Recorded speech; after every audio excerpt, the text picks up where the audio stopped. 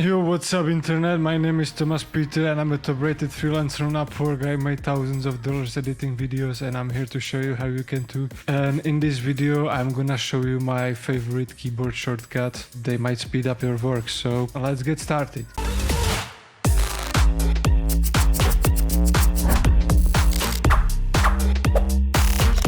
Okay, so here we go. On the right side you can already see the list of the keyboard shortcuts, and on the left side we can see a Premiere Pro. We're gonna go through each of these keyboard shortcuts and I'm gonna explain you what does it do, and yeah, at the end I'm gonna show you how to assign those keyboard shortcuts inside Premiere Pro, right? How you can customize your keyboard shortcut. So yeah, let's get started from the beginning of the list. At the top is a keyboard shortcut called Add Edit to All Tracks, right? I got it assigned to E. Yeah, so when you press E on your keyboard, right, what is it gonna do? It's gonna make edit like this, yeah, through all of these tracks. Yeah, let's see. This is just some example footage, right? So yeah, if I'm gonna copy, yeah, those tracks, yeah, above each other, and I'm just gonna press E, yeah, this is what it's gonna do, right? It's gonna make a edit through all of them, yeah, from, yeah, on all those tracks, yeah, on track V1, V2, V3, V4, yeah, A1, A2, A3, so all audio and all video tracks will receive this through edit, right? Yeah, let's see if I'm, for example, gonna log this, right? Yeah, I'm gonna log audio 1, right, and I'm gonna make a true edit, right? It's gonna make true edit only to those tracks that are not logged, right? So let's move to the next one, add edit. Yeah, very similar to add edit to all tracks. Yeah, it just adds edit to a single track, right? This is an add edit, right? You can see here we got a cut, right? It split the video and audio, right, in two parts, right?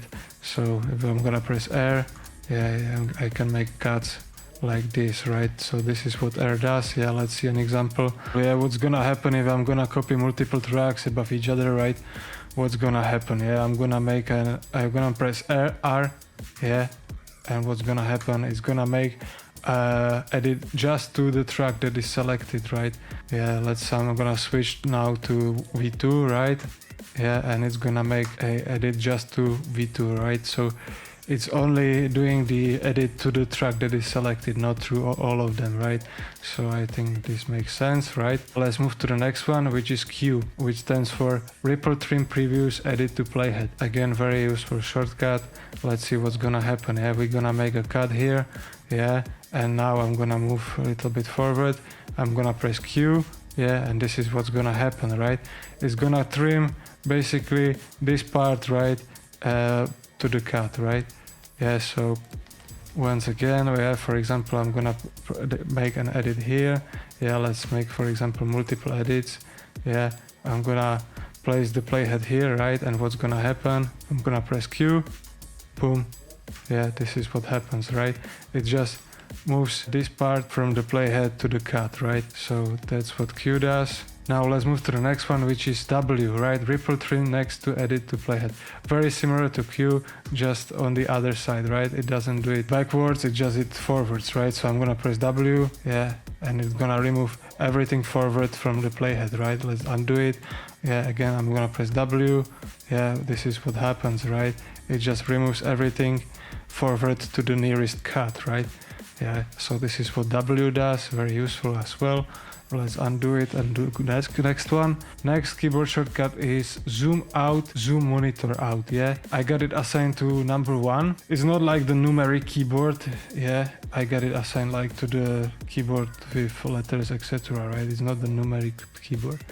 Yeah, so let's see what does it do when I press 1. Right? It's just gonna zoom out. Yeah. This is what happens, yeah, this is the maximum it can go, right? And I got the timeline panel selected, right? This is important, yeah? So let's zoom in again. Yeah, now let's see, I'm gonna select a different window.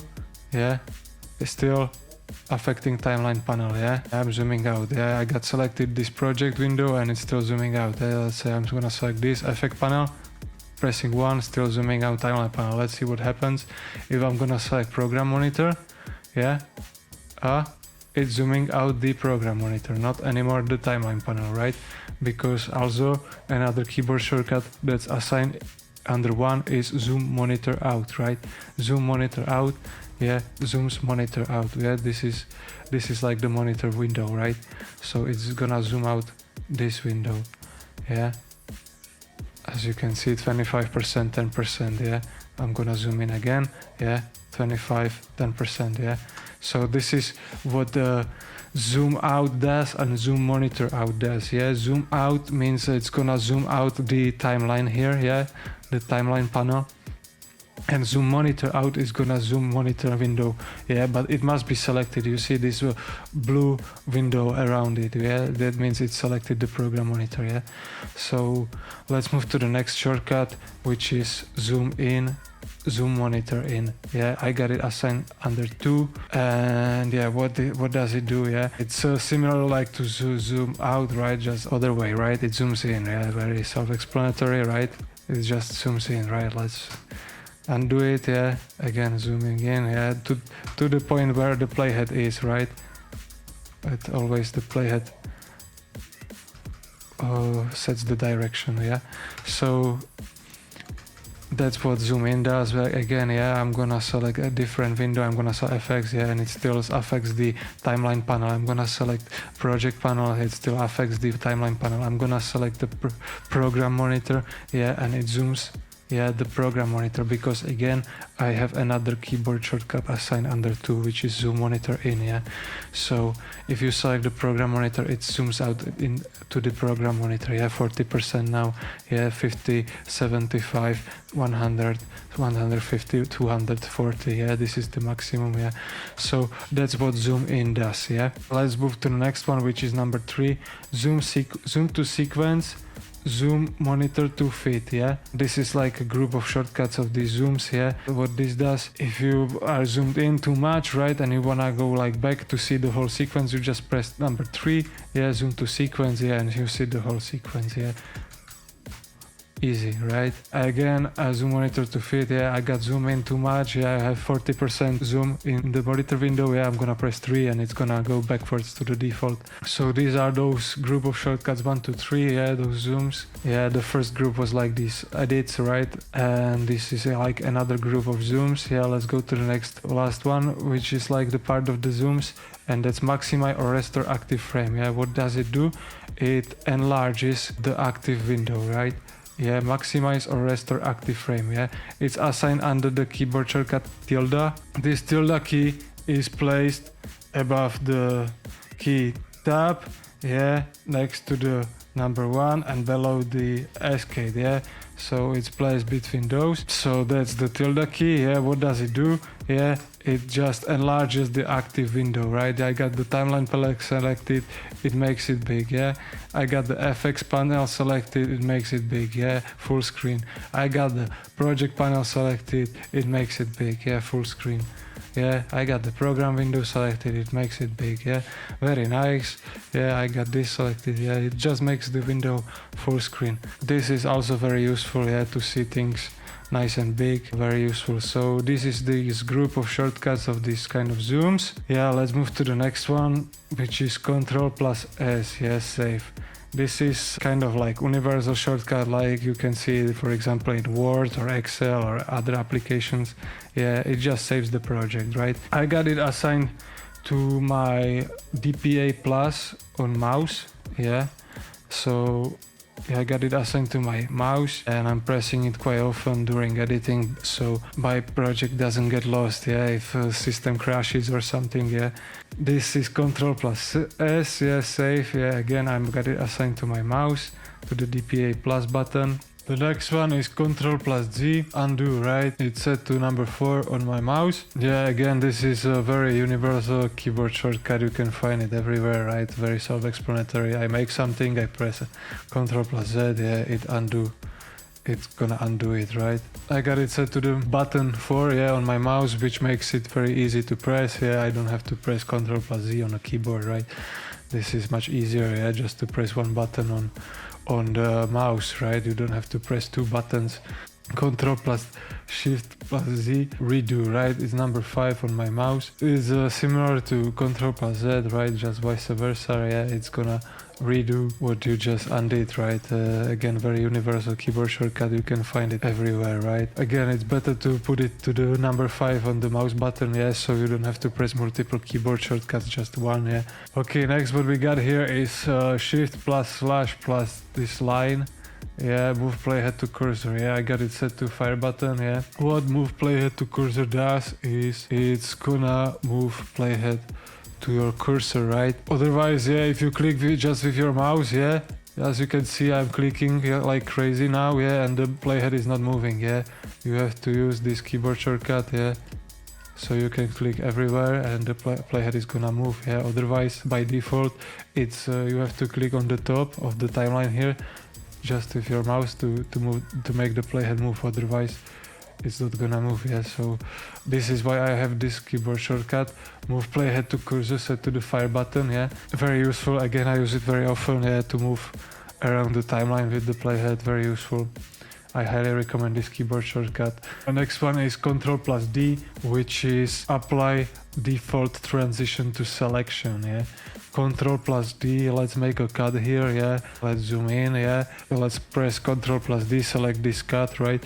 And I'm gonna press Ctrl plus D. Yeah, hear it what it does. Yeah, applies default cross dissolve transition. Yeah, 20 frames. Again, select this cut, Ctrl plus D, it's apply default transition, which is constant power. Yeah, 2 frames long, and this is the default transition. Yeah, let's go to the next one. L, yeah, shuttle right. I got it on the number 8 on my mouse. Oh, yeah, on the side buttons. And what L does, yeah, it basically do, right? So what L does, yeah, it makes the video faster. Yeah, this is normal speed. Yeah, let's press spacebar. How you can do, right? So yeah, I just remove cap. Yeah, so this is the normal speed. Now I'm gonna press the L to our video.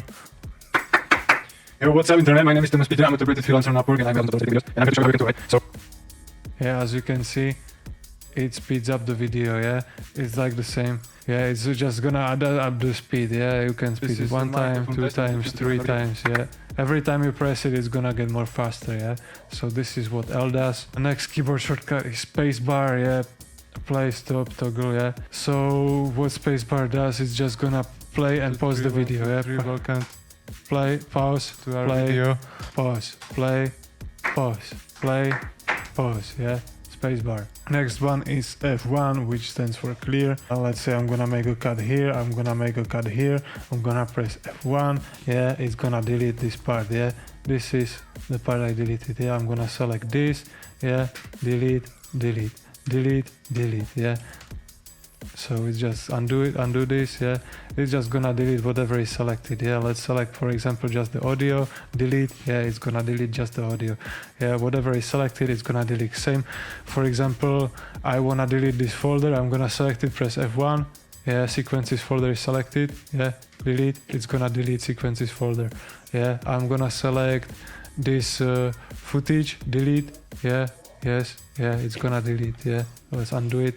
Yeah, so this is what delete does. If we had not, or this is not delete, this is clear. Yeah, it's called clear. Next one is F2, which is ripple delete. Ripple delete, similar to delete or clear. Yeah, you just make a selection. I'm gonna select this part. Yeah, I'm gonna press the ripple delete, and what it's gonna do, bam. Yeah, it's gonna move this part to the part that's it's basically gonna close the gap. Yeah, if I'm gonna, for example, press just clear F1, yeah, it's gonna leave this gap. Yeah, if I'm gonna press F2, yeah, it's gonna delete this gap together with just a clear. Yeah, so this is a little bit more advanced clear. Yeah, so let's see again. I'm gonna press F2. I got this portion selected. Yeah, and again it's gonna close this gap. Yeah, so this is what F2 does, the ripple delete. Yeah, okay, now this is all those keyboard shortcuts. Yeah, I just explained every single of them. Yeah, now let's see how we can assign those keyboard shortcuts. Yeah, let's go. Let's open the edit. Yeah, and keyboard shortcuts. Yeah, I got it set to keyboard shortcut Ctrl plus Y. Yeah, let's open it. Yeah, here is this panel, yeah, of keyboard shortcuts. Yeah, so let's see. I want to, for example, assign add edit to all tracks. Yeah, so I'm gonna select this window. I'm gonna search add edit to all tracks, yeah. And here we can see, here are the keyboard shortcuts that I'm already using, yeah.